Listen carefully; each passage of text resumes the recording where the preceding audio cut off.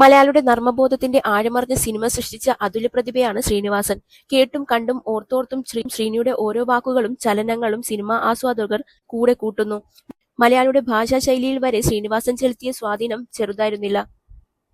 ശ്രീനിവാസന്റെ തൂലികയിൽ വിരിഞ്ഞ കഥാപാത്രങ്ങൾ സിനിമയിൽ സംസാരിച്ചപ്പോൾ അവ മലയാളിയുടെ നിത്യജീവിതത്തിലേക്കും സംസ്കാരത്തിലേക്കും ഭാഷയിലേക്കും കൂടി സംക്രമിക്കുകയായിരുന്നു. സാമൂഹ്യ വിമർശനത്തിനും പരിഹാസത്തിനും നേരം പോക്കിനുമെല്ലാം മലയാളിക്ക് ശ്രീനിയുടെ ഭാഷ കൂട്ടായി. അത്തരത്തിൽ സിനിമയ്ക്കപ്പുറം കടന്ന ഡയലോഗുകൾ പുതുപുത്തൻ സോഷ്യൽ മീഡിയ കാലത്തും ആവേശമാവുകയാണ്. അങ്ങനെ പവനായി ശവമായി എന്ന നാടോടിക്കാറ്റിലെ തിലകന്റെ ഡയലോഗ് പതിറ്റാണ്ടുകൾക്ക് ശേഷം കാലാതീതമായി നിലകൊള്ളുന്നു.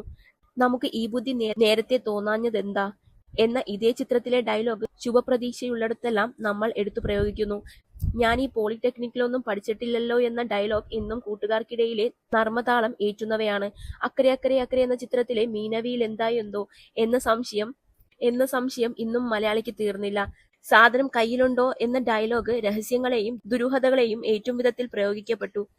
പോളണ്ടിനെക്കുറിച്ച് നീയൊരക്ഷരം മിണ്ടരുത്, ഞങ്ങളുടെ ഡെഡ് ബോഡി ഞങ്ങൾക്ക് വിട്ടുതരുക തുടങ്ങി സന്തോഷത്തിലെ രാഷ്ട്രീയ വാക്പോരുകൾ ഇന്നും രാഷ്ട്രീയക്കാരെ ട്രോളാൻ ഉപയോഗിക്കുന്നുണ്ട്.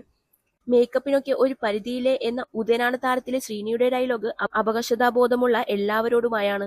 വഴിയറിയില്ലെങ്കിൽ ചോദിച്ചു പോവാനും അറിയാത്ത കാര്യങ്ങളിലും ക്യാമറയും കൂടെ ചാരട്ടെ എന്ന് ആത്മവിശ്വാസത്തോടെ വച്ചങ്ങ് കാച്ചാനുമുള്ള ധൈര്യം തന്നത് സാക്ഷാൽ ശ്രീനിവാസൻ തന്നെ.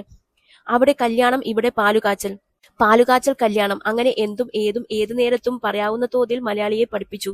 ശ്രീനിവാസൻ പറഞ്ഞതും പറയിപ്പിച്ചതുമെല്ലാം നമ്മൾ നെഞ്ചോട് ചേർത്ത് വെച്ചത് ആ വാക്കുകളിലെ നർമ്മരസം കൊണ്ട് മാത്രമായിരുന്നില്ല, ഓരോ മലയാളിയുടെയും ജീവിതവുമായി അവ അത്രമേൽ കെട്ടിപ്പിണഞ്ഞു നിൽക്കുന്നത് കൊണ്ട് കൂടിയായിരുന്നു.